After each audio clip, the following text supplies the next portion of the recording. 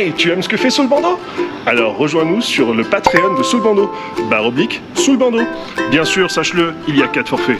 $3, $5, $7 et $33. Abonne-toi.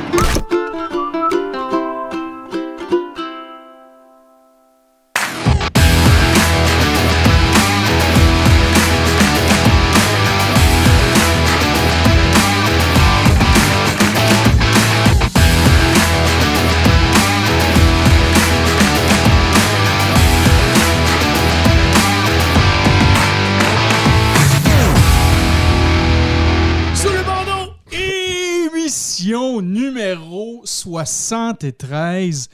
Et aujourd'hui, je pense que j'ai fait ton émission. T'es pas venu faire mon émission encore, Kenley. Je l'ai fait aujourd'hui. C'est ça, tu fais aujourd'hui. Donc, on a aujourd'hui notre frère Kenley Talmer, qui est aussi mon grand maître adjoint aux affaires intérieures à la Grande Loge Génie du Canada, mais tu es tellement plus que ça. Tu es quand même un auteur d'un livre, tu as quand même aussi un podcast qui parle de la maçonnerie et tout ça, que je vais te laisser introduire et tout ça. Dans quelques instants. Tu es quelqu'un qui a toutes sortes de talents. Tu as eu, je pourrais dire, peut-être 2 vies. Tu as eu une vie, tu as ta vie maintenant au Québec, mais tu avais aussi ta vie que tu as fait en Haïti. Je crois que c'est super intéressant aujourd'hui. Donc, mon frère Kenley, bienvenue finalement dans cette émission. Bienvenue chez toi. Merci Franco. Donc merci pour l'invitation. C'est tout un plaisir pour moi d'être là ce soir parce qu'au fait, on a eu le temps de faire notre émission pour le podcast Pèlerinage que je dirige. Et puis maintenant, ce soir, je réponds à ton invitation. C'est avec plaisir. Ah ouais? Ton podcast, tu es rendu à combien d'émissions là, présentement? Présentement, je suis à 7 émissions parce que ça boucle la première saison. Okay. Comme je l'ai dit, le podcast Pèlerinage, c'est un podcast qui parle de spiritualité, de développement personnel et leadership. Et la première saison était consacrée à la spiritualité, singulièrement à la franc-maçonnerie. Parce que je voulais, à travers cette saison, parler de la maçonnerie, mais aussi permettre aux gens de ma communauté de comprendre ce qu'est véritablement la maçonnerie, parce que ils entendent beaucoup de choses de la maçonnerie qui ne sont pas vraies. Et là, je voulais inviter des francs-maçons pour partager leur expérience, parler de la maçonnerie, parler de leur vécu aussi dans la maçonnerie. Oui. C'est super important. Puis vous pourrez aller voir ça, en fait. Là, je vais mettre le lien, il va apparaître là, dans l'émission. Vous pourrez aller cliquer dessus, là, parce que je crois que c'est quand même disponible un peu partout. Là. Oui, c'est disponible partout. Sur Spotify, Apple Music. SoundCloud, YouTube, c'est partout. Ah, c'est fantastique, ça. Puis avant qu'on aille un petit peu plus dans les détails, habituellement, c'est quand même tout nouveau depuis un certain temps, mais là, on a des commanditaires pour l'émission. Hein? Donc, on a les commanditaires premium et en fait, tous les commanditaires qui sont là et surtout aussi les commanditaires premium. Un des commanditaires, en fait, qui nous accompagne quand même depuis un certain nombre de mois, c'est no-column.com. Donc, no-column.com qui est un site web de régalia maçonnique. Donc, moi, c'est drôle parce que là, souvent, je parlais de Vincent. Vincent, c'est un garçon fantastique. On s'entend super bien ensemble. On se parle presque à toutes les semaines, 2 semaines, sur plein de projets. Mais le mastermind en arrière de tout ça, c'est mon frère Oscar. Oscar, je lui avais dit que j'allais lui faire une présentation lors de la prochaine émission. Oscar, c'est l'homme de tous les moments. Tu le sais, il y a quelques semaines de ça, donc on a commencé le projet de notre nouvelle loge au rite ancien et primitif de Memphis Misraïm, donc notre loge Mahat. Avec notre frère Dominique. Exactement, donc avec notre frère Dominique, qui est le vénérable maître et tout ça. D'ailleurs, si vous cherchez pratiquer de la maçonnerie à Montréal de type de Memphis Misraïm, puis vous voulez avoir de la maçonnerie mixte, ce qui est quand même ultra rare au Canada. Je pense qu'on est à la 2e loge dans l'histoire là, du Canada qui est mixte côté Memphis-Misraïm. Et donc, si vous désiriez joindre cette loge-là, ben, je pourrais mettre toutes ces informations sur le chat et en même temps sur notre émission. Donc, notre frère Dominique, donc, il nous a fait la demande et ça s'est quand même passé assez vite, hein, parce que j'ai eu des vacances au début du mois d'octobre et tout ça, donc je devais tout commander. Et évidemment, j'ai tellement de choses dans ma tête qui se passent parce qu'il y a tous les problèmes qu'on doit régler, hein, tu sais. Oui, bien sûr, beaucoup de problèmes qu'on doit régler, mais il y a des milliers de projets aussi sur lesquels tu travailles. Exact. Donc là, il faut réaliser ces projets-là. Et j'avais carrément oublié, et je m'en excuse là, si le vénérable maître me regarde, Dominique, je m'excuse de ça, mais jusqu'à la dernière seconde, en fait, j'ai commandé les tabliers, le tablier, le sautoir du vénérable maître. Je l'ai commandé la dernière seconde à mon frère Oscar. J'ai dit, écoute, si tu as quelque chose en stock, envoie-moi-le.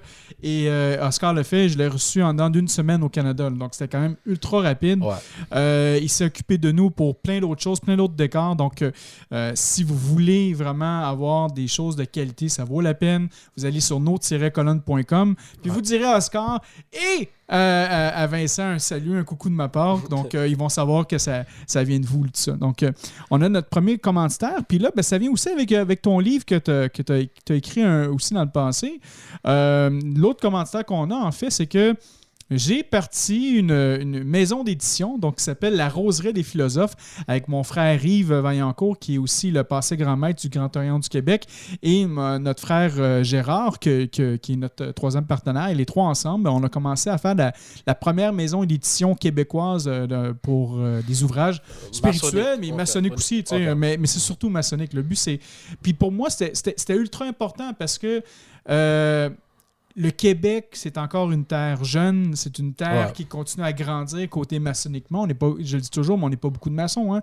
Des maçons libéraux, on est peut-être un maximum de 500, tandis que le côté plus régulier, avec la Grande Loge d'Angleterre, on parle de à peu près 3500 via la Grande Loge du Québec. Donc, c'est quand même très peu comparativement au Grand Orient de France, qui sont 55 000 et tout ça. Et même la Grande Loge d'Haïti, qui je crois sont 2000. Donc, vous êtes déjà beaucoup plus que nous autres. 2000, oui. C'est ça. Donc, de créer une maison d'édition à ce moment-ci, je crois que c'est idéal parce que les frères et sœurs ont eu beaucoup... accumulent de l'expérience maçonnique. Je pense que c'est important de partager ce vécu. Oui, c'est très important. Et là, on va sortir très prochainement sur Amazon Audible, donc le premier livre audio maçonnique de notre frère Yves Vaillancourt. Donc, souviens-toi que tu es vivant. On va sortir ça très prochainement en version audiobook. Mon livre qui s'en vient aussi, qui sur un thème assez particulier, mais pour les profanes, mais aussi pour les initiés, pour les maçons, parce que c'est un livre en fait, qui va parler du mythe de Lucifer. Okay. Et j'en ai parlé souvent dans les émissions de ce mythe-là, comment que c'est pas présent en maçonnerie, mais les gens croient toujours que c'est là. Et donc, j'ai fait un livre complet là-dessus qui est maintenant là, dans des revisions finales. Donc, ça devrait sortir aussi. Et on va faire un grand lancement au début de l'année prochaine avec 5 livres. Donc là, on prépare ça. On a aussi un autre livre sur le tarot avec notre frère Livre nous prépare déjà son deuxième livre qui est prêt aussi, avec une extension. C'est le tarot, un livre sur le tarot, mais il va y avoir une section spéciale pour le tarot maçonnique parce que ça existe des tarots maçonniques. Là. Il y en a tout plein. Là. Puis ça aussi, il faudrait peut-être faire une émission éventuelle. Donc, plusieurs livres, plusieurs projets. Il manque ton livre aussi d'intégrer. Bien sûr, qui va arriver sous peu. Oui, c'est ça. Donc, le Roseraie des Philosophes, vous irez voir ça. Cliquez sur le lien, allez vous inscrire sur l'infolette, comme ça, on va pouvoir vous transmettre les dernières informations sur les lancements qui vont arriver dans le futur. Donc, ça, c'est notre deuxième commanditaire premium. Donc, et si vous voulez commanditer aussi l'émission, c'est bien simple, vous allez sur patreon.com/sous le bandeau. Il y a 2 forfaits, en fait, pour les commanditaires. Le forfait à 50 $ par mois, le forfait à 100 $ par mois. Et quoi qu'il arrive, on fait votre publicité reste à vie dans les podcasts, donc on ne l'efface pas une fois que vous êtes retiré. Même si vous le faites pour un mois, vous serez dans un mois dans une des émissions.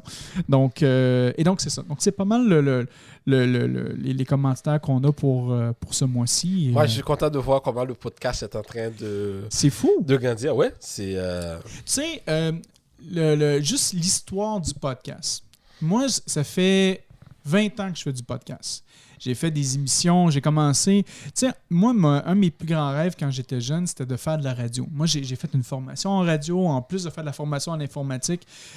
J'ai toujours rêvé d'être un genre de DJ en arrière d'une table, puis de mettre de la musique, parler avec les gens, de voir comment qu'eux vivent leur vie, qu'est-ce qu'ils vivent aujourd'hui, comment je peux mettre un rayon de soleil dans leur journée en mettant un bout de musique et tout ça. T'sais.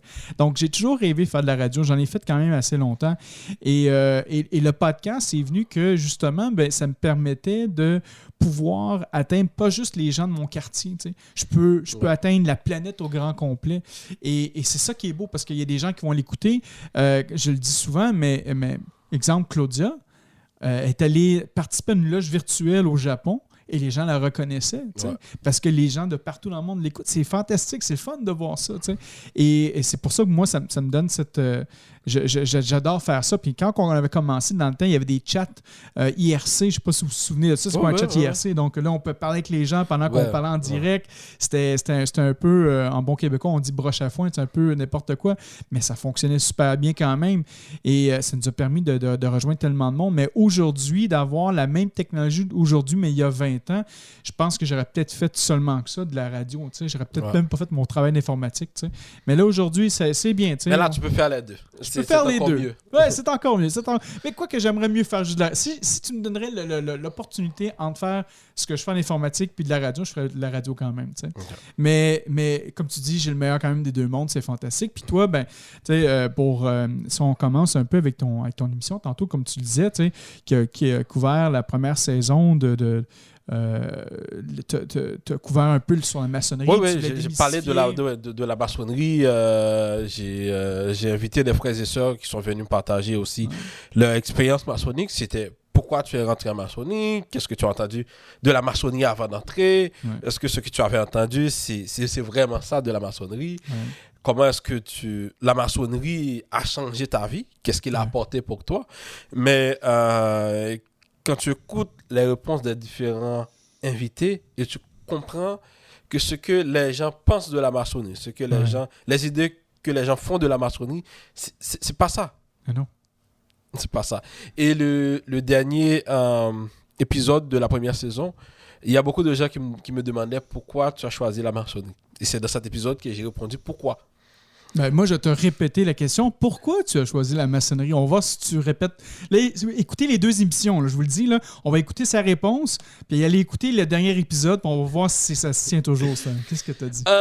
Pourquoi? D'abord parce qu'en fait, je viens d'une communauté où dès qu'on parle de la maçonnerie, c'est la sorcellerie, c'est les Illuminati, c'est des gens qui font des rituels sataniques. Et là, beaucoup de gens que je fréquente ont toujours ce même discours. Et là, c'est de là que vient l'idée, non seulement de faire le podcast, mais de choisir. Mais aussi, je voulais aussi montrer comment est-ce que la maçonnerie m'a aidé à grandir, à devenir une meilleure personne. D'abord, je parle de ce que la maçonnerie fait dans la vie de mes frères et sœurs dans les loges, avant même de dire pourquoi j'ai choisi la maçonnerie.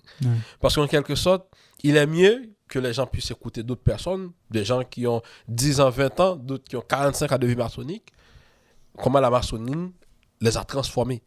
Mais moi aussi, la maçonnerie m'a transformé. Et la maçonnerie, ce n'est pas le satanisme, ce n'est pas la sorcellerie, tout ça. Et c'est là que vient l'idée de choisir la maçonnerie comme premier sujet pour le podcast. Donc là, si je comprends bien, donc c'est ça. Donc, tu as un peu démystifié tout ce genre de choses-là, mais toi, comment ça t'a changé? T'sais? Comme tu dis, si on revient un peu dans ton histoire, d'où tu viens, en Haïti, tout ça, ton processus, du tout début jusqu'à aujourd'hui, comment tu peux nous expliquer justement que ça t'a transformé? Ça a quoi été les étapes charnières pour toi? C'est sûr que j'imagine qu'avant que tu rentres en maçonnerie, tu avais quand même une certaine perception, tu es rentré, tu as vécu, on t'a éprouvé, tout ça. Parle-moi de ce processus-là aussi. La maçonnerie, j'étais toujours intéressé par la maçonnerie depuis à l'école secondaire. OK. Mais j'avais toujours des questions et il n'y avait pas de personne pour répondre à mes questions. Okay. Et puis, quand je suis allé à l'université, Mon parrain, à l'époque, était franc-maçon, il était déjà franc-maçon, et puis on rentrait à l'université ensemble. Parce qu'à l'époque, j'avais pas de voiture, lui, il avait une voiture, donc on rentrait ensemble. Et c'est là que je commençais à lui poser des questions de la maçonnerie. Et puis à chaque fois que je débarque chez lui, donc je trouve des livres qui parlent de la maçonnerie. Et là, je lui demande est-ce que je peux emprunter tel livre. Il me dit oui, il n'y a pas de souci. Donc c'est là que je commence à lire. Et maintenant, je voulais aller plus. Et à chaque fois que je vais chez mon parrain, je regarde le titre des ouvrages maçonniques. Je les note et je vais dans la librairie, je vais les chercher. Je vais les commander. Et il y a des livres que je ne trouvais pas, mais je devais commander, qui allaient arriver à ce moment-là, dans 1 mois, dans 2 mois, dans 3 mois. C'est là que je commence à me prendre goût pour la maçonnerie, de ce que je Donc toi, tu lisais déjà des livres avant même d'aller en maçonnerie. Oui, parce qu'en fait, j'avais entendu tellement de choses de la maçonnerie, je voulais m'assurer que tout ça correct, Justement. Et là, je commence à me dire que non, ce qu'on dit de la maçonnerie, c'est pas vraiment ça. C'est du tout pas ça. Et là, j'ai dit à mon parrain, je suis maintenant prêt. Je suis intéressé, je vais faire ma demande. Il m'a dit, j'attends ta demande, tu fais ta lettre, tu me donnes ton CV, et je le pose à la loge pour toi. Ensuite, on va te demander les autres choses. Et là, je fais le processus. Avant d'entrer en maçonnerie, j'étais un homme avec beaucoup d'ego. Vraiment beaucoup d'ego. Et puis, je pensais que je savais tout. Parce qu'au fait, à l'époque, j'avais une belle culture sur certaines choses. Mais arrivé dans la loge, le processus le plus difficile, c'est d'arriver dans la loge, on te pose le silence. À l'époque, moi, je faisais des concours d'oratoire. Je venais ici, il y a HEC Montréal qui faisait la simulation de l'Organisation mondiale du commerce. J'étais parmi les meilleurs orateurs, simulation du Conseil de l'Union européenne, parmi les meilleurs orateurs. Donc, je me voyais, et tu arrives dans la loge, on te dit non, tu ne peux pas parler. C'est fini. Et c'est là, maintenant, tu commences à comprendre qu'en tant qu'humain, en tant qu'initié, disons, pourquoi on t'impose ce silence. Tu as besoin d'écouter plus. Et je parlais plus avant que j'écoutais. Et maintenant, c'est l'inverse. J'écoute plus. Pour les gens il y a certaines personnes qui disent « Ah, tu es timide. » Je ne suis pas timide. Je prends le temps d'écouter parce que la maçonnerie m'a donné cette capacité à écouter. Écouter les autres, ça te permet de comprendre l'autre avant même de parler, avant même de porter des jugements. Et c'était le plus difficile, c'était d'écouter. Mais quand je suis entré comme apprenti, ça m'a appris à faire silence. Et aussi à comprendre que malgré tout ce qu'on peut avoir dans le monde profane comme titre, le véritable chemin pour celui qui veut recevoir les connexions divines, c'est l'humilité. C'est la modestie. Celui qui veut être grand doit savoir qu'au moment de la durée, il doit être petit. Donc, j'ai appris ça. J'ai appris à être humble, à écouter les autres, mais aussi à voir mes frères et sœurs comme un miroir qui reflète ce que j'ai de bon en moi, comme ce que j'ai de mal en moi aussi. Donc, à travailler sur ma pierre brute, à devenir une meilleure personne, à prendre conscience que je ne suis pas parfait, mais que je dois continuer à travailler sur moi-même pour devenir une meilleure personne. Et je peux dire que oui, aujourd'hui, ça m'a permis vraiment de grandir. De grandir. Puis je pense que, comme tu dis, ça continue encore jusqu'à aujourd'hui à te faire grandir. Tu es quand même encore jeune. Puis là, c'est drôle que je dise ça parce que les gens disent c'est moi le petit jeune de la maçonnerie, mais tu es plus jeune que moi. Tu sais. Puis moi, ce que je vois en toi, c'est aussi qu'est-ce que moi j'ai vécu. Tu sais. Les gens vont dire ah ben là, Kenley, tu sais. Il est jeune, tu sais, qu'est-ce qu'il connaît là-dedans, tu sais, ben non, ben gars, on va le calmer un peu et tout ça, tu sais. Mais ils comprennent pas que justement, les jeunes aujourd'hui, ils veulent s'impliquer là-dedans, puis c'est le fun de voir ça, mais tu t'impliques, mais en même temps, comme tu dis, tu es prêt à travailler sur toi-même, tu sais. Donc, tu n'as pas fait ce travail-là pour rien. Justement, tu sais, si on revient avec la maçonnerie puis la jeunesse, tu en penses quoi de ça, toi? Est-ce que... tu trouves que justement, est-ce qu'il y a encore. Y a-tu assez de jeunes en maçonnerie? Comment tu penses tout ça de cette situation-là, la maçonnerie et la jeunesse? La maçonnerie et la jeunesse. Aujourd'hui, il y a beaucoup de jeunes qui sont intéressés à la maçonnerie. Et je trouve ça fantastique que des jeunes soient intéressés à la maçonnerie. Assez souvent, il y a des jeunes qui me posent des questions sur la maçonnerie. J'ai beaucoup de jeunes que je côtoyais avant. Généralement, dans ma vie professionnelle, je ne parlais pas de la maçonnerie, donc c'était ma vie professionnelle. Et ce sont des gens qui découvrent ma vie maçonnique maintenant, qui me posent des questions, qui sont très intéressés à la maçonnerie, qui écoutent des podcasts sur la maçonnerie, qui lisent des livres sur la maçonnerie. Et je trouve que c'est intéressant qu'il y ait autant de jeunes qui sont intéressés à la maçonnerie. Tu penses, c'est quoi les intérêts qu'ils ont? C'est dans qu'est-ce que tu as pu voir? C'est quoi les choses qui font comme « Hey, je suis vraiment intéressé par la maçonnerie ». C'est quoi le kick qu'on pourrait dire là, qui les intéresse? Il y a plusieurs raisons. Il y a des jeunes qui sont intéressés à la maçonnerie quand ils entendent des discours, comment est-ce que la maçonnerie a aidé des gens à devenir une meilleure personne. Ouais. Dernièrement, j'ai discuté avec une profane qui est intéressée à la maçonnerie qui me dit je sais que j'ai besoin de ça parce que je suis quelqu'un de patient, je suis quelqu'un avec un ego surdimensionné et j'ai besoin d'une fraternité où je peux travailler sur moi-même. Et elle m'a dit, en écoutant tes podcasts, je me demande est-ce que la maçonnerie, ce n'est pas la voie. Tu vois. Il y a d'autres jeunes qui sont intéressés parce que leurs parents ont été des francs-maçons. Ça, j'entends ce discours. Il y a une autre catégorie que je trouve très malheureusement, c'est des jeunes qui sont intéressés à la maçonnerie parce qu'ils sont intéressés à venir chercher du pouvoir, de l'argent, de la richesse. Malheureusement, en maçonnerie, il n'y a pas ça. Et assez souvent, ces jeunes vont être déçus. Ils vont partir de la maçonnerie. Parce qu'il n'y a rien de tout ça dans la maçonnerie. Et cette catégorie de jeunes, je les comprends parce qu'en fait, surtout dans ma communauté aujourd'hui, la façon dont on vend la maçonnerie, surtout certains initiés, c'est comme un espace où on vient chercher du pouvoir, de la protection. Et c'est là que ces jeunes sont influencés par ces maçons qui parlent dans des médias, qui font des émissions, qui parlent de tout ça, mais en quelque sorte, ces jeunes-là vont arriver à maçonnerie, ils vont être déçus, ou ils vont prendre le mauvais chemin. Au lieu que la maçonnerie les transforme à devenir de meilleures personnes, ils vont devenir des monstres de la maçonnerie. Et tantôt, je disais à des amis avec qui je parlais que la maçonnerie haïtienne aujourd'hui est en train de faire des monstres au lieu de faire de meilleurs maçons. On est en train de construire des monstres. Pourquoi on est en train de construire des monstres? Parce qu'en fait, aujourd'hui, les jeunes ont les réseaux sociaux, ils écoutent des gens qui se présentent comme vénérables, comme inspecteur 33e, comme... Et moi, je dis toujours aux jeunes, si quelqu'un vient dans une émission et la personne se présente comme vénérable, comme... La personne est dans un... Il est dans son ego. Celui qui veut absolument qu'on l'appelle grand maître, qu'on l'appelle vénérable, qu'on l'appelle grand inspecteur, pour moi, c'est quelqu'un qui est dans son ego. Et ces gens, ils vendent la maçonnerie comme aussi un espace où tu vas trouver une protection parce que tu es franc-maçon. Ça ne veut pas dire parce que tu es franc-maçon, tu vas avoir une protection. Et c'est ce qui est triste. Les deux catégories, je peux comprendre quelqu'un qui veut devenir une meilleure personne. Pour moi, c'est la meilleure raison. Tu viens en maçonnerie.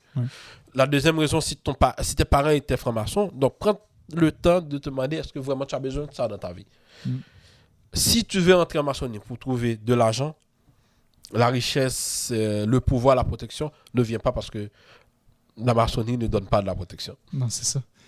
La protection, c'est toi qui te la fais toi-même, mais c'est vraiment intéressant parce que je vais te parler un peu de mon expérience moi, avec les frères, puis avec des sœurs aussi haïtiens, peu importe si c'est à Montréal ou si c'est à l'international quand que je vais visiter.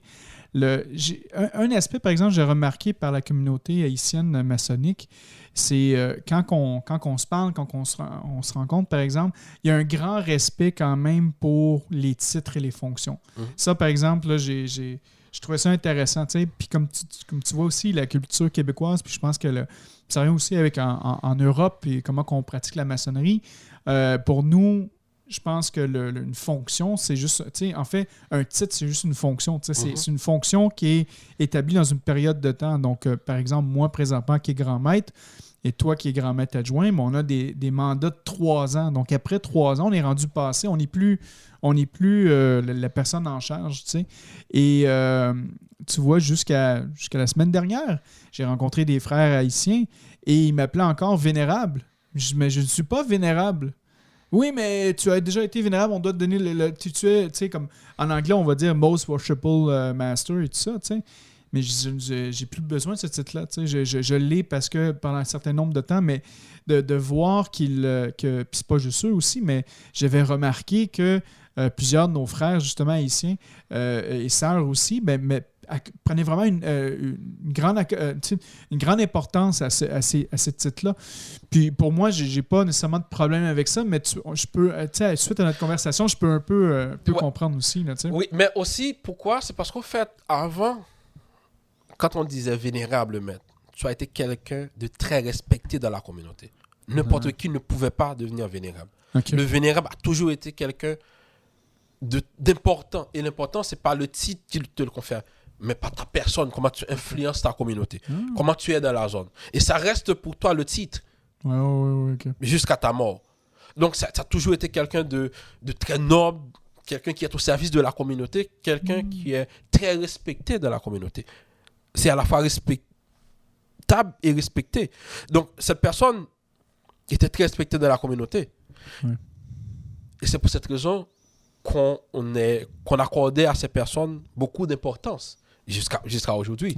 Moi, ça m'arrive que je suis dans le métro, même si je prends très peu le métro maintenant, et puis tu vois, vénérable tel. Ça m'arrive, hein, bien sûr. Mais ça me dérange quelquefois. Par exemple, je suis dans une activité profane et des gens m'appellent vénérable. Ça me dérange un peu. Je veux passer de façon inaperçue. Maintenant, c'est le frère Kenley. Appelle-moi Kenley, on est là. Mais parfois, les gens qui le disent, c'est des gens qui sont plus âgés que toi, par respect. Tu réponds à la personne. Mais c'est pour cette raison que les frères et sœurs de la communauté accordaient avant beaucoup d'importance à ces fonctions qui, maintenant, ont très peu d'importance. Mais tu vois, ça, pour moi, cet aspect-là, je trouve ça bien quand même. C'est comme tu dis, c'est une forme de respect. On reconnaît... Tu sais, en maçonnerie, on dit mes frères et sœurs me reconnaissent comme tel. Donc, pour moi, une forme de reconnaissance comme ça, c'est pas nécessairement de l'ego, je trouve ça bien.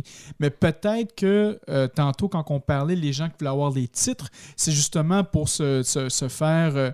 tu sais, ces gens-là, peut-être veulent s'acheter un respect que peut-être pas qu'ils n'auraient dû nécessairement avoir. Mais là, puisqu'ils ont franchi, ils ont payé, ils ont peut-être manipulé pour avoir ces choses-là, ben justement, ça, c'est peut-être l'autre côté de la médaille qui n'est pas nécessairement bon aussi. Là.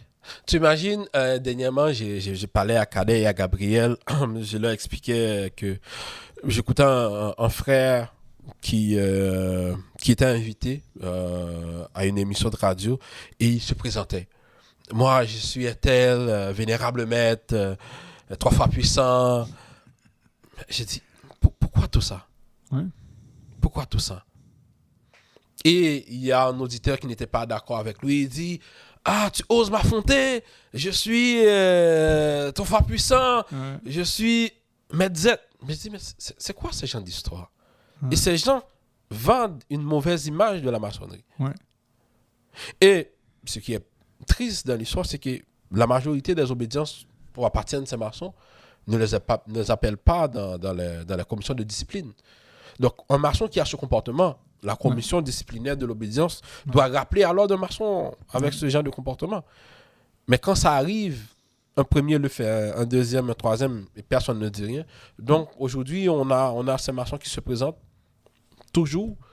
Je suis vénérable maître, je suis 3 fois puissant, je suis éminent commandeur. Mais c'est des titres. C'est ça. Donc, quand tu n'es plus dans la fonction, pourquoi venir te présenter dans une émission profane où on parle de politique avec ces titres maçonniques? Il faut être au lieu de paraître. Justement. Ce sont des gens qui sont dans le paraître. Ta communauté, quand même, je pense que quand même la communauté haïtienne est quand même assez grande en maçonnerie. Là. Je veux dire, on parle de combien de maçons en tout et partout, selon toi, là, qui existent? Moi, je dirais au moins on est plus que 500 000. Partout, oui. En Haïti, à l'étranger, oui. Maintenant, on est beaucoup. Quand tu vas, par exemple, en Haïti, maintenant, c'est beaucoup. Avant, il y avait seulement 2 grandes obédiences. Le Grand Orient d'Haïti de 1824 et la Grande Loge d'Haïti de 1961. Aujourd'hui, au moins, on a une vingtaine d'obédiences. J'ai dit au moins. C'est fou. Puis tout ça, c'est causé par une scission, je crois, à la Grande Loge d'Haïti puis au Grand Orient. Justement. Avant, il n'y avait que le Grand Orient. Pour comprendre l'historique, c'est que la maçonnerie existait même pendant la colonisation, donc à Saint-Domingue. Après le 1er janvier 1804, après la guerre de l'indépendance, donc il n'y avait pas vraiment de maçonnerie. Et il faut comprendre à l'époque aussi que les personnes qui étaient admises, c'était les Blancs. Ensuite, les affranchis, c'est-à-dire les fils d'esclaves et d'hommes blancs, qui ont été initiés à l'étranger, qui peuvent être admis dans certaines loges. Donc, avec la guerre de l'indépendance, il y avait très peu de maçonnerie. Ensuite, il y avait 2 loges après ça, qui étaient des loges, je crois que c'était les amis, c'est pas les Cœurs Unis, une chose comme ça, qui étaient 2 loges, qui étaient avec la Grande Loge provinciale d'Angleterre. Et il y avait eu des discussions à un moment de la durée. Ils sont partis avec la Grande Loge. Et il y a le frère Ignace Fresnel qui a décidé de monter le Grand Orient en 1824. Donc, il a décidé que le Grand Orient de 1824 va devenir une obédience avec 3 loges. Ils ont constitué 3 loges. Et puis, ils ont regardé avec la Grande Loge d'Angleterre pour des traités d'amitié. Donc, c'est là que la maçonnerie commence à reprendre forme dans la communauté. Ensuite, il va y avoir la création de la Grande Loge d'Haïti de 1961, qui voulait à un moment de la durée, parce que le Grand Orient d'Haïti est un peu plus très politique. Et eux, ils voulaient faire quelque chose. À l'époque, n'importe qui n'était pas admis dans la maçonnerie. Donc, tu devais être fils d'un haut placé, tu devais être fils de quelqu'un qui a un nom. Donc, et là, c'est ce que la Grande Loge d'Haïti à l'époque voulait faire quelque chose d'autre. Donc, des frères et sœurs ont décidé d'aller créer la Grande Loge d'Haïti dès 1961. Et de là, il y a une sécession, des loges sont parties du Grand Orient, des loges sont parties de la Grande Loge d'Haïti de 1961. Ils sont allés faire une autre obédience. Et c'est de là que, maintenant, aujourd'hui, justement, c'est beaucoup de petites obédiences avec très peu de membres. Et puis, aujourd'hui, la maçonnerie, que ce soit en Haïti ou à l'étranger, on est beaucoup d'Haïtiens à être francs-maçons. Moi, j'ai dit toujours, quand je suis arrivé ici, j'ai vu des loges avec 10-15 personnes. Je n'ai jamais assisté ça chez moi. Ah oui? Jamais. Le plus petit nombre de personnes, ça doit être 40. Ah oui? Ouais. Moi, dans ma loge mère, quand j'arrive, c'est toujours détenu 75 personnes. Ça, ça fait des belles agates, des beaux banquets. Bien sûr. Donc, c'est beaucoup de jeunes à l'époque. Jusqu'à date, c'est beaucoup de... La maçonnerie haïtienne est très jeune. Très jeune en ce moment. Oui. Parce que les jeunes sont très intéressés à la maçonnerie pour toutes les raisons que j'avais citées avant. Mais il y a vraiment beaucoup de jeunes. Quand tu regardes les loges présentement, tu vois, moi je dirais que la majorité des initiés en Haïti sont entre 22 à 35. La majorité. Ouais. Donc c'est une maçonnerie très jeune. Est-ce que pour rentrer en maçonnerie en Haïti, est-ce que c'est 18 ans ou vous acceptez à 21 ans? Là, tu dis 22 ans. L'âge majeur en Haïti, c'est 18 ans. Cependant, tu peux rentrer avant si ton père est franc-maçon. Ouais, on a un louveteau. Donc si tu as un louveteau, donc tu peux rentrer avant, mais l'âge, c'est 18 ans. C'est 18 ans parce qu'à partir de 18 ans, la personne est majeure, elle peut prendre sa décision. Non, c'est 18 ans. Donc là, avec toute cette maçonnerie-là qui est grandissante, c'est bien de voir ça. J'aimerais ça qu'on soit capable de faire la même chose, même nous au Québec. Donc, avec cette belle maçonnerie-là, comment que comment que les obédiences recrutent aujourd'hui en Haïti? Parce que là, tu disais tantôt c'était sélectif, c'était vraiment réservé pour certains types de personnes. Aujourd'hui, c'est ouvert à tout le monde? Comment ça fonctionne? Aujourd'hui, c'est ouvert à tout le monde. Assez souvent, si tu veux entrer en maçonnerie, il faut trouver quelqu'un qui soit ton parrain, notre Dieu. Ouais. La personne va prendre, tu dis, je suis intéressé à la maçonnerie, donc la personne te suit. Si tu es un homme de bien, donc il prend ton dossier, il amène le dossier à la loge qui va faire le suivi. Contrairement à nous, ici, la personne doit postuler en ligne ou si tu connais un autre maçon, mais eux, tu dois être dans le formulaire, 3 personnes doivent te parrainer, 3 maîtres maçons. Donc si tu ne peux pas trouver 3 maîtres maçons, tu ne seras pas admis parmi nous. Donc, la personne qui va te parrainer va convaincre deux autres maçons que tu es une bonne personne avant même qu'il présente ton dossier à la loge. Okay. Donc, c'est comme ça maintenant qu'on recrute. Ou sinon, si ton frère est maçon, donc c'est un peu plus facile pour toi. Ouais. Ou si ton père est maçon, si tu es d'une famille de maçons, c'est un peu plus facile pour toi. Ou si tu es dans un environnement où il y a des maçons, c'est un peu plus... Sinon, tu frappes à la loge, tu fais une lettre. Mais maintenant, ça va prendre plus de temps si c'est toi qui frappes à la porte, parce que la loge va faire des enquêtes pour savoir qui tu es vraiment. Ouais. Parce que tu n'es pas amené par quelqu'un qui est déjà de la maçonnerie. Ouais. Ah, c'est intéressant. Puis, si on revient un peu aussi avec la communauté, donc aujourd'hui... Bon, on a parlé un peu comment qu'ils le voyaient, mais je veux dire, en général, l'image de la maçonnerie en Haïti, comment c'est, envers la communauté, comment qu'elle voit la maçonnerie. J'imagine que la maçonnerie doit quand même participer à des causes humanitaires en Haïti. Est-ce qu'elle a une bonne image? En fait, est-ce que la maçonnerie a vraiment une bonne image? Est-ce que la maçonnerie a une bonne image en Haïti? C'est une question assez difficile. Oui et non. Oui et non à la fois. On a encore du temps. Oui, je dirais oui et non à la fois. Okay. Oui, parce que en fait, la maçonnerie est très ouverte aujourd'hui. Donc, elle accueille beaucoup plus de jeunes. Les jeunes ont une autre conception de la maçonnerie. Non, parce qu'en fait, la maçonnerie participe, et c'est ce qui manque à la maçonnerie haïtienne. La maçonnerie haïtienne participe aujourd'hui très peu dans le côté philanthropique. Et ce qui est triste de la maçonnerie haïtienne aujourd'hui, c'est l'implication de la politique, des politiques de la maçonnerie. Les grandes obédiences restent silencieux dans tout ce que vit le peuple haïtien en ce moment. Ah oui. Les grandes obédiences restent silencieuses parce qu'en fait, la majorité des frères sont des hommes d'État, en quelque sorte. Et c'est là le côté le plus triste. Donc, moi, je l'ai toujours dit, il y avait eu le massacre de la Saline où des milliers de gens ont été assassinés. Aucune des obédiences haïtiennes n'avait fait de note pour condamner les actes les massacres, les actes d'assassinat. Aucune obédience. Tu vois, dans tout ce que vit le pays en ce moment, aucune obédience ne prend la parole. Wow. Et c'est là le côté le plus triste de la maçonnerie. Ben oui. Tu ne vois pas le côté philanthropique où la maçonnerie aussi participe à des causes louables. Malheureusement, ce n'est pas le cas. Aujourd'hui, on a une maçonnerie qui est fermée dans les loges, qui n'est pas sortie vraiment. Il y a très peu de loges qui participent à des actes philanthropiques. Très peu. Or, avec ce qu'on a comme maçonnerie aujourd'hui, on aurait dû être plus impliqué dans la cause commune.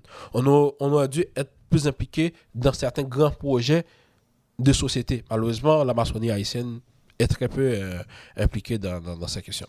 Est-ce que c'est relié aussi peut-être avec la situation qui se passe en Haïti? Je sais que... j'en sais pas grand-chose, mais qu'est-ce que je peux voir dans les reportages et tout ça, il y a quand même des pas des guerres, mais des attaques. Bon, il y a des affrontements de gangs. C'est ça. Oui. Est-ce que c'est relié avec ça? Oui, mais même avant, la maçonnerie ne participait pas, la maçonnerie ne prenait pas position. OK. la maçonnerie était toujours restée fermée. Le côté philanthropique, c'est le côté qui n'est pas exploité en Haïti. OK. C'est le côté oublié en Haïti, le côté philanthropique de la maçonnerie. Donc, la maçonnerie, les francs-maçons sont restés fermés entre eux. Il n'y a pas vraiment de grandes œuvres caritatives.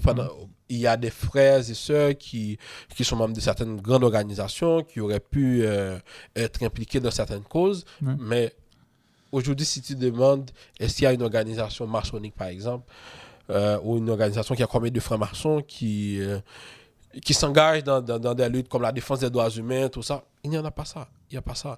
Malheureusement, les obédiences ne sont pas intéressées à ça. Ensuite, comme je l'avais dit aussi, les membres de certaines obédiences, les hauts placés, les conseillers de l'ordre sont aussi des ministres, sont aussi ministres, sont aussi secrétaires d'État, ils sont aussi députés, sénateurs. Donc, ils ne peuvent pas. Ils ne peuvent pas parce qu'en fait, ça engage leur fonction, ça engage leur poste. Donc, la maçonnerie, le fait que les frères sont à la fois conseillers de l'ordre, ministres, directeur général, ça empiète en partie sur ce côté de la maçonnerie. Ouais, c'est particulier, c'est triste un peu, mais c'est quand même particulier, tu sais. Tu vois, nous, on n'a pas ça ici au Québec, hein, encore une fois, les gens croient que c'est partout dans le monde que les maçons sont dans les plus hautes sphères qui existent, comme tu dis, des ministres et des députés et tout ça. Nous, on n'a pas ça ici, là, tu sais. En fait, je ne suis pas au courant. Peut-être qu'il y en a, mais je ne suis pas nécessairement au courant. On va voir ça aussi beaucoup en France. Donc, et là, je trouve ça intéressant que même de votre côté aussi, vous faites ce genre de choses-là. Puis je pense qu'une autre chose aussi qui m'a titillé un peu dans ma tête, dans qu'est-ce que tu as dit tantôt, c'est que justement, vous ne vous concentrez pas sur le côté philanthropique, mais plus sur le côté mystique, finalement, de la maçonnerie. C'est plus le côté rituel. Et là, j'entends déjà des auditeurs dans ma tête parce que et je suis pas fou, hein, je vous le dis, je suis pas fou. Là, donc, la maçonnerie qu'on pratique, nous, ici, aujourd'hui, bon, c'est une maçonnerie qui est libérale, adogmatique, beaucoup plus axée sur la laïcité, donc la neutralité et tout ça des religions. Pour nous, c'est bien important. Et quoique les rituels qu'on utilise, c'est quand même des rituels qui sont très proches des originaux, c'est-à-dire qu'il y a quand même toujours les aspects ésotériques, mystiques et tout ça qui sont là, mais c'est pas très comme c'est pas toutes les loges qui vont faire ça. Il y a plusieurs, ils vont plus utiliser l'adage qui dit ici tout est symbole, donc on prend ça comme un symbole, puis ça nous permet de changer, de travailler sur nous-mêmes, mais je crois pas qu'on va travailler de la même manière que vous travaillez en Haïti. Souvent, les gens vont dire aussi, et ça, je veux juste dire, c'est les commentaires que je reçois souvent, ben, c'est que vous pratiquez plus une forme peut-être de voodoo avec le rituel et tout ça, parce que vous utilisez, il y en a beaucoup des mystiques en action, donc ils vont mélanger les deux. Mais pour moi, quand j'entends ça, c'est comme des gens qui sont au RER, qui sont pro-chrétiens, qui rajoutent beaucoup plus de leur religion dans le rituel. Fait que pour moi, c'est pas nécessairement un problème, mais ce que j'ai remarqué, c'est ça, c'est que le côté très mystique est fait par les obédiences, par les maçons haïtiens, comparativement à ce qu'on peut voir en maçonnerie européenne ou canadienne. On en voit quand même. Il y en a dans notre loge, on va avoir quand même un aspect mystique, tu le sais, mais c'est beaucoup moins que qu'est-ce qu'on peut voir en Haïti. Oui, c'est vrai. Tu as raison parce qu'au fait, dans notre Dieu, l'haïtien est croyant. Ouais. Qu'il soit vaudouisant, qu'il soit catholique, protestant, c'est un peuple croyant. Ouais. Le côté mystique, l'haïtien est mystique. Je ne veux pas dire que c'est quelque chose qui est inné, mais l'environnement dans lequel on est élevé, on a grandi, fait de nous des êtres mystiques. En grande partie. La maçonnerie haïtienne est très mystique, est très mystérieuse. Mais ces temps-ci, la maçonnerie haïtienne est envahie par des frères et sœurs qui ont acheté des degrés, mais qui n'ont pas l'instruction maçonnique. Que tu sois catholique, protestant, mormon, vaudouisant, on laisse la religion en dehors du temple. Ça a toujours été le cas dans la maçonnerie haïtienne. Ouais. Cependant, si le frère est vaudouisant, s'il travaille chez lui, dans sa maison, il peut y avoir un côté un peu culturel qui est vaudouisant. Ouais. Si tu regardes celui qui est catholique, tu vas voir le côté du catholicisme dans sa manière de travailler. Ouais. Ça a toujours été chez lui, mais jamais dans la loge. Ces temps-ci, il y a beaucoup de jeunes qui sont entrés en maçonnerie, qui ont acheté tous les degrés, malheureusement, mais qui n'ont rien compris de ce qu'est la maçonnerie. Ouais. Et ça, j'ai discuté avec notre frère Gabriel, que tu connais bien. Ouais. Gabriel est vaudouisant. Son père était Ougan. Donc, Gabriel, c'est quelqu'un qui est né dans ça. C'est quoi, Ouga? Ça te prête vaudou. OK. Donc, et là, on discute toujours de ça. C'est des choses qui ne te mélangent pas. Parce que c'est des choses qui ne vivent pas dans la même dimension. Donc, un pentacle maçonnique ne vit pas avec un pentacle dans le vaudou. C'est deux choses différentes. Ouais. Malheureusement, cette génération a tendance à mélanger les choses. Et ce qui arrive, c'est que cette génération aussi n'a pas cette instruction maçonnique qu'avaient les aînés. Parce qu'aujourd'hui, ils lisent très peu. Ce qu'on appelle instruction dans les loges haïtiennes, c'est quelqu'un qui vient, qui fait un coup. La personne ne lit pas, il ne cherche pas à développer sa compréhension des symboles. Le fait que le frère arrive, et je vais te dire ce qui arrive dans la majorité des loges haïtiennes en ce moment, c'est de là que je disais que la maçonnerie haïtienne fait des monstres en ce moment. La personne arrive de la maçonnerie, il a été initié, il est arrivé dans une loge. À aucun moment, il n'a jamais fait de planche. Il n'a jamais eu de tenue d'instruction. Ce qu'on appelle des tenues d'instruction, c'est des frères qui viennent t'expliquer que le maillet, c'est ça, mais comment est-ce que tu peux intégrer tel symbole dans ta vie au quotidien? Tu n'as pas ça. Comment est-ce que tu peux travailler sur toi-même? Il n'y a pas ce côté. La personne passe d'apprenti à compagnon sans jamais faire une planche. Il passe de compagnon à maître sans jamais faire une planche, et c'est la même chose. Il y a un catéchisme où on lui pose quelques questions, c'est tout. Cette personne, la loge n'a jamais vu, est-ce que cette personne a travaillé sur lui-même? Demain, cette personne, il a tout la degré de cette façon, sans jamais faire une planche. Mais pourquoi qu'on leur donne ces degrés-là? Pourquoi? Est-ce que la maçonnerie haïtienne est autant dans le besoin d'avoir des membres, des abonnements? Pourquoi qu'on donne aussi rapidement ce genre de choses-là? J'imagine qu'il y a une question de pouvoir là-dedans. Là. Il y a non seulement une question de pouvoir, mais ce qui arrive, c'est que il y a des obédiences qui vendent les degrés. Ces obédiences vendent les degrés, donc tu arrives avec ton argent là où tu payes et on te donne le degré. La personne achète. C'est son côté, c'est l'ego. Et cette personne va te dire demain, je suis en 3e. Mais oui, mais on va parler de l'apprenti. Qu'est-ce que tu comprends de l'apprenti? La personne ne peut pas faire de discussion. Comment est-ce que, en tant qu'apprenti, tu as pu travailler sur toi-même pour devenir une meilleure personne? Cette personne ne peut pas parler de ça. Donc, cette maçonnerie va faire de cette personne qui a tous les degrés, son ego est surdimensionné. Il pense qu'il a le pouvoir pour faire tout. Et à ce moment-là, il se comporte assez souvent en maçon guérisseur. Il y a deux types de maçons. Il y a des maçons qui sont des maçons guérisseurs. Il y a des gens qui ont des dons de guérison. Mais c'est pas rapport avec la maçonnerie, c'est juste des gens qui ont des dons de guérison. Il y a des personnes qui ont des dons de guérison. Cependant, le maçon, vu le côté ésotérique, le côté mystique de la maçonnerie haïtienne, tu peux savoir comment, avec des symboles aussi, guérir une personne, par exemple, qui a un envoûtement. Mais maintenant, il y a de ces maçons qui vont acheter tous les degrés pour faire ça seulement, pour gagner de l'argent. Et c'est là ce côté. Quand la personne ne comprend pas la maçonnerie, quand la personne ne sait pas ce qu'est la maçonnerie, et cette personne arrive, il a tous les degrés, il part maintenant, il va faire sa loge, il va réunir d'autres frères et sœurs. Cette personne vend tous les degrés de la maçonnerie. Mais c'est des gens qui ne sont pas instruits pour comprendre le côté mystique de la maçonnerie. Ce n'est pas ce que vous êtes en train de mélanger.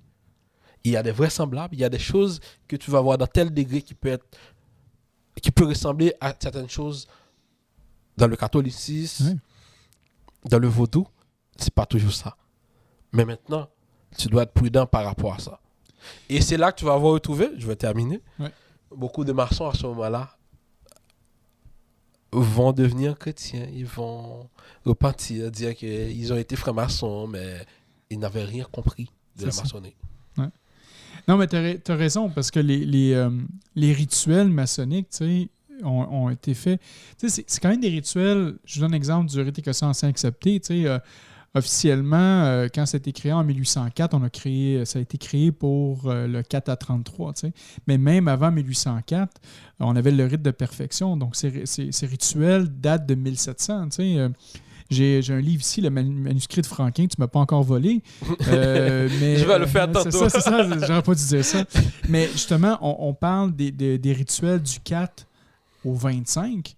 Et clairement, qu'on peut voir aussi que les gens qui ont écrit ça, il y avait quand même, tu sais, il y avait un enseignement ésotérique qui était là, tu sais. Mais l'enseignement, avec le temps, avec certaines régions, bon, on a enlevé cet enseignement-là pour garder plus l'aspect, tu sais, spirituel, mais tu sais, de self-improvement, tu sais, de l'admiration de soi-même et tout ça, tu sais. Donc, c'est sûr qu'il y a des clés qui sont en maçonnerie. C'est sûr, certain qu'il y a des clés qui sont là. Mais le but ultime, c'est des clés pour travailler sur soi-même, pas pour prendre un pouvoir sur quelqu'un d'autre, tu sais. Je vais te conter une anecdote. Parce que tu parles d'obédience haïtienne qui vendent des grades et tout ça. Tu le sais, on s'en est déjà dit, mais je vais répéter quand même l'histoire pour en direct et tout ça. Puis celle-là, je ne l'ai pas compté. Je pense pas que je l'ai compté. Donc, à Montréal, il y a des obédiences, une ou deux obédiences qu'on appelle des McDonald's maçonniques. C'est certain, c'est triste à dire, mais c'est des frères qui sont haïtiens qui offrent un forfait comme McDonald's, donc une frite, un hamburger, puis une poutine, puis une liqueur pour $30. Puis le vendredi, ben, on peut te donner les 33 degrés, mais si tu prends le forfait, ça vient avec du Martinis, puis une autre affaire qui s'appelle, je pense, le 3 Jean, quelque chose comme ça. Donc, on te fait un forfait maçonnique, là, puis peu importe qu'est-ce que ça vaut et tout ça. On te donne un diplôme, tous les livres, tu t'amuses avec ça et tout ça. Bon. Moi, je suis au courant de ça. Il y a environ 6-7 ans de ça, je suis vénérable maître pour ma loge. Puis bon, ben moi je suis en train de développer ma loge, je crée des contacts avec toutes les obédiences, tout ça. À ce moment-là, je suis pas trop sûr de ces gens-là, mais sont référés sont pas référés, mais il y a des frères qui m'en parlent, qui me disent écoute, ils sont quand même sympathiques et tout ça. Je dis parfait. Donc je prends contact avec eux, ils veulent m'acheter des décors maçonniques, je veux parfait, je leur donne des choses. Mais moi, au départ, je réalise pas ce qu'ils sont et ce qu'ils font. Et là, un des frères qui me dit bon, mais mon frère, j'aimerais ça que venez dans ta loge. J'ai pas de problème. Et là, il dit ben moi, je suis vénérable maître de ma loge. Parfait. Je dis donc là, lui arrive avec son maillet. Nous, habituellement, on n'arrive pas avec nos maillets, tu sais, en loge bleue. Parce que c'est pas ma loge. Donc, j'arrive avec mes décors de vénérable maître. Justement. Mais bon, lui, il est avec ses décors, tout ça. Puis il dit moi, je vais rentrer à Lorient. J'ai pas de problème. Donc là, on l'accueille à Lorient. On reçoit un profane que tu as déjà connu.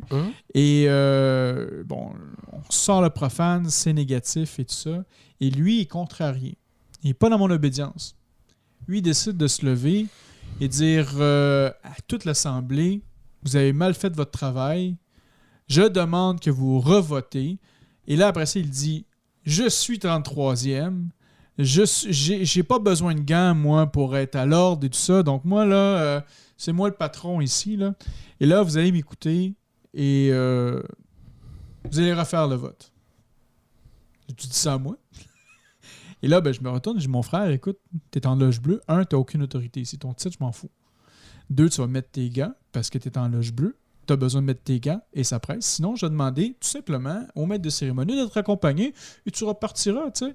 Et là, ben, il a été un peu contrarié, mais il a obéi, il n'y a pas eu de problème. Quelques semaines plus tard, je découvre que finalement, il n'est pas vénérable maître. Il n'est pas vénérable maître. Là, il me dit « Ah, je suis vénérable maître, substitut. » Mais la vérité, c'est que il a acheté ses grades au grand maître en question, qui lui a donné l'initiation spéciale de vénérable maître. Ouais. Et là, il se prétend d'être vénérable maître et il veut absolument aller à l'Orient. Pour les profanes qui ne comprennent pas, l'Orient, c'est là où il y a les plateaux des présidents, en fait, du président et des passés présidents de l'atelier. Mais lui ne voulait pas être sur les colonnes. Lui, il a payé pour être à l'Orient. Donc, c'est rendu à l'Orient pour ça. C'est son ego. Ben oui. Parce qu'il a acheté ses degrés. Il a acheté le degré. Ouais. Il l'a payé. C'est juste pour venir à l'Orient. Ben oui. Parce qu'il veut paraître.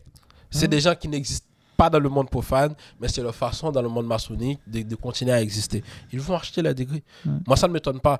Ouais, je découvre des frères qui me disent « Ah, moi, je suis vénérable. » Je dis « De quelle loge ?»« Ah non, c'est le grand maître qui m'a fait vénérable, donc c'est une chose spéciale. » Tu vois? Oui, mais on peut, dans certaines obédiences, on peut faire une personne vénérable, parce que c'est une fonction en quelque sorte. Mais s'il a par exemple quelqu'un, on peut prendre le cas de Réal par exemple, qui a toujours été là, donc, et à la fin on dit, ok, cette personne a toujours servi la maçonnerie, par honneur, te fait vénérablement. Tu viens assister. Il y a des gens qui ont 75 ans et qui viennent toujours. Par exemple, je connais quelqu'un qui a été comme Paul. Il a toujours proposé de le faire vénérable d'honneur.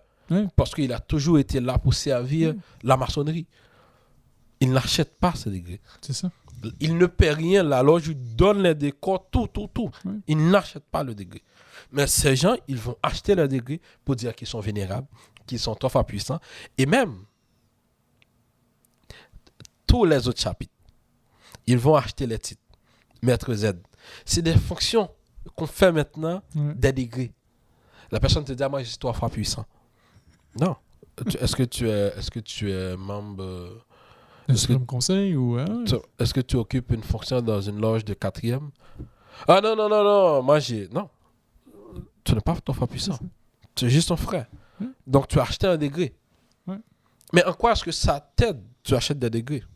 Si tu as des degrés que tu ne comprends même pas, pourquoi? Mais ils ont besoin de prouver dans le monde profane qu'il existe comme maçon.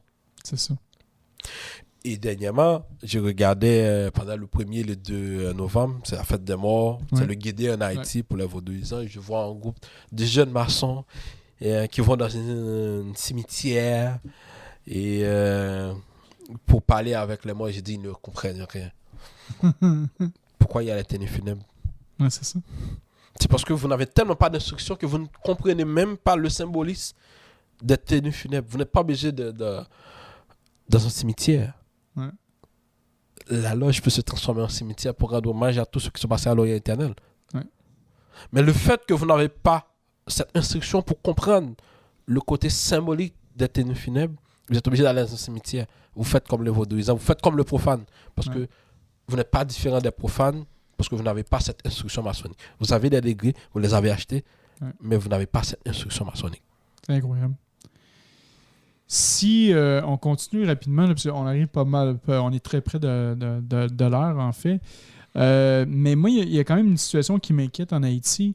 Je pense que c'était par toi où j'avais vu dans les nouvelles qu'il y avait des temples qui avaient été fermés puisqu'il y avait eu des tentatives de meurtre.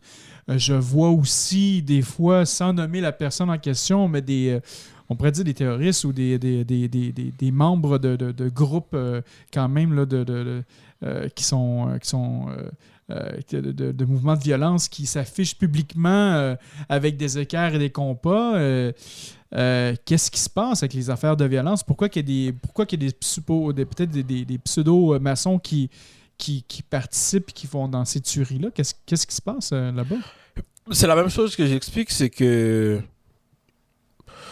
il y a des gens qui ont été initiés, qui ont acheté leur initiation, mais qui sont des membres de gang. Donc, ils viennent chercher la protection. Mais il y a de plus en maçonnerie. Parce qu'ils entendent dire que la maçonnerie, ils peuvent avoir une certaine forme de protection. Ils sont venus, puisqu'ils sont membres de gang, ils sont venus chercher leur protection. Donc, ces gens vont acheter leur degré entre les mains de certaines personnes vénérables et grand-maîtres qui vont leur donner tous les degrés pour de l'argent.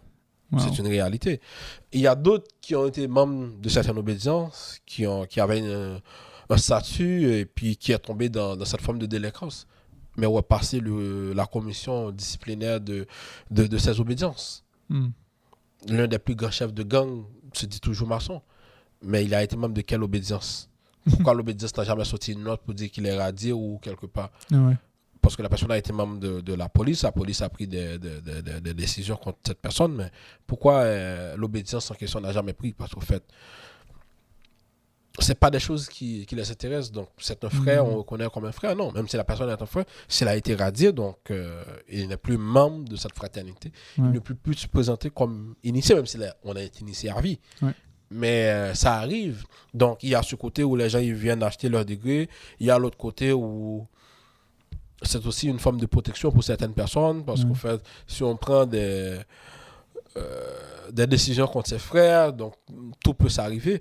Mais c'est parce qu'en fait, la maçonnerie, avant, a été réservée à un groupe d'hommes et de femmes, des hommes libres et de bonnes mœurs. Aujourd'hui, n'importe qui peut devenir franc-maçon s'il a l'argent pour payer son initiation, payer les frais pour prendre les degrés. Juste, on veut donner à cette personne la lumière. Parce que cette personne veut une certaine forme de protection. Et là encore, il y a d'autres personnes qui rentrent en maçonnerie parce que la personne a été malade, il a subi un envoûtement, c'est un maçon qui l'a guéri, il est devenu franc-maçon parce qu'il pense qu'il peut, à un moment de la durée, trouver cette protection. Malheureusement, c'est de ça qu'on parle dans la maçonnerie haïtienne. Et c'est ce qui est triste. Puis en ce qui concerne des violences là, présentement qu'il y a eu devant certains temples et tout ça, est-ce que la maçonnerie recommence tranquillement à faire ses travaux? Est-ce qu'elle est toujours active présentement en Haïti? Il y a des loges qui sont toujours actives. Il y a d'autres qui sont fermées parce qu'ils sont ils sont dans des zones de non-droit présentement. Ce sont des zones qui sont abandonnées. Ce que dit la ministre de la Justice en Haïti, c'est des zones abandonnées, c'est des zones perdues. Donc, si ton temple est là, tu es obligé d'abandonner cette loge. Mais il y a d'autres loges qui continuent de fonctionner. Je sais qu'il y a d'autres loges du Grand Orient d'Haïti, de la Grande Loge d'Haïti qui fonctionnent très bien jusqu'à date. Mais tout le problème, c'est à Port-au-Prince. Les loges qui sont en province, que ce soit à Cap-Haïtien, au CAI, à Fort-Liberté, ces loges continuent de fonctionner. Ce sont généralement les loges qui se trouvent au centre-ville de Port-au-Prince, donc qui ne peuvent pas fonctionner. C'est la réalité, mais bon, j'espère que le grand architecte de l'univers va permettre à ses frères de reprendre le chemin de leur loge sous peu. Je pense que la paix va retourner sous peu, peut-être. Ouais. Pour la conclusion de cette émission-là, mon frère Kenley, c'est quoi que tu souhaiterais pour cette maçonnerie-là haïtienne dans les prochaines années? Je souhaite qu'il y ait une forme d'union. Peut-être qu'on peut retourner comme c'était le temps avec 2 grandes obédiences. Ouais. Et je souhaite que les frères et sœurs qui sont intéressés à la maçonnerie savent prendre le temps de lire, de découvrir ce qu'est la maçonnerie et aux vénérables maîtres, premiers, seconds surveillants des différentes loges, de prendre le temps de former, d'instruire nos frères et sœurs initiés parce qu'ils ont besoin de ça. Ils ont besoin de ça parce qu'en fait, ce que moi je vois, que ce soit à travers les réseaux sociaux ou dans des groupes où je suis avec des francs-maçons, ce que je sais de la maçonnerie, ce que je comprends de la maçonnerie, c'est totalement différent. Ouais. Et avant, il n'y avait pas ça. Mais aujourd'hui, le fait qu'il y a tellement d'obédience et des obédiences sans nom, sans fondement, ça fait que la maçonnerie haïtienne est très pauvre. Et moi, je dis toujours que je souhaite d'abord l'union, ensuite que les obédiences prennent le temps de former les frères, de leur permettre de s'élever, de grandir, de devenir vraiment de meilleures personnes. Sinon, cette maçonnerie, ça va être malheureusement très triste de le dire, mais à un moment de la durée, la maçonnerie va finir par perdre son identité dans ce pays. Ouais. Wow. C'est tout un sujet aujourd'hui, Kenley. Merci vraiment de t'avoir prêté cette expérience-là avec moi. On est déjà rendu à la fin de l'émission, donc je vais te laisser aller avec ton mot de la fin, mon frère. Merci, mon frère, pour l'invitation et j'invite toutes les personnes qui vont regarder cet épisode à aller écouter sur Spotify, YouTube, mon podcast Pèlerinage. Ouais. Donc, On va le remettre. Oui, donc qui parle de la maçonnerie. Donc, c'est tout un plaisir pour moi et j'espère pouvoir revenir à l'émission une prochaine fois. Ben oui, mais là, on a besoin, là, parce que tu vois, notre sœur Claudia, présentement, elle s'occupe beaucoup de bébés, tu sais. Donc, elle est moins disponible. Notre frère Sylvain, ces temps-ci, se promène un peu partout. Aujourd'hui, il était à Québec en plus, donc il y avait des choses à faire à Québec. Donc, il est très, très, très occupé. Tu es toujours bienvenu à la maison, ça, c'est sûr, certain. J'ai besoin d'un co-animateur, ça va me faire plaisir de t'avoir avec moi. Encore une fois, un grand merci. Ton livre aussi, tu as un livre que tu as écrit, peut-être que... Oui, ça s'appelle... j'ai oublié de parler de mon livre. Ben, prends 2-3 minutes. Là, pour je vais présenter mon livre. Mon livre, c'est Avant d'atteindre ma destination finale. Ça raconte l'histoire d'un père qui n'a qu'une fille et qui découvre qu'il a un cancer en phase terminale et ce père souhaite avoir une dernière discussion avec sa fille. Qu'est-ce que je souhaite dire? C'est peut-être ce que moi je voulais avoir, cette conversation avec mon père avant de mourir. Et puisque j'ai pas eu la chance d'avoir cette dernière conversation, j'ai dit, je vais mettre ce que mon père m'a toujours enseigné dans ce livre. Wow. C'est vraiment beau, ça. Ouais. Puis c'est disponible où? Juste sur Amazon? C'est sur Amazon présentement et pour les frères et sœurs qui sont à Montréal, donc aussi j'ai... Tu peux les dédicacer. Oui. C'est parfait, ça. Excellent. Encore une fois, un grand merci, mon frère, d'avoir participé à l'émission. Sinon, au mois de la fin, comme je ne répète toujours le même texte, c'est toujours la même chose, mais un grand merci à tous nos membres Patreon. Donc, si vous voulez contribuer à notre émission, le meilleur moyen, c'est par Patreon. Donc, patreon.com/sous-le-bandeau. On a 4 forfaits. On a le forfait à $3, le forfait à $5, le forfait à $7 et le fameux forfait à $33.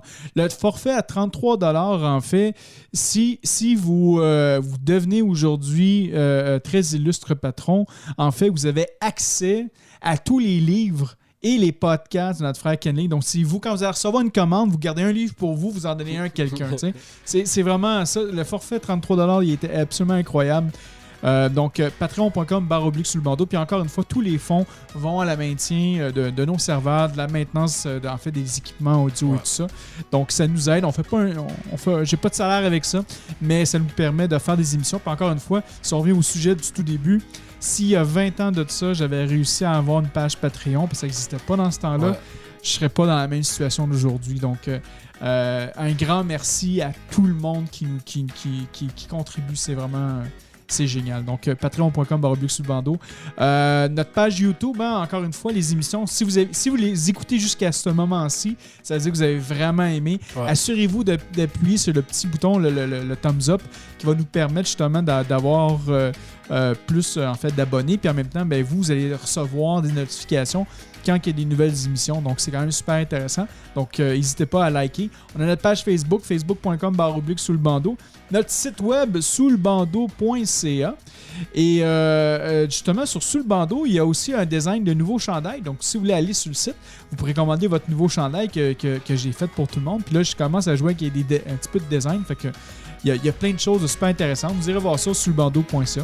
Et sinon, mon nom est Franco. Puis je vous dis à une prochaine émission. Ciao!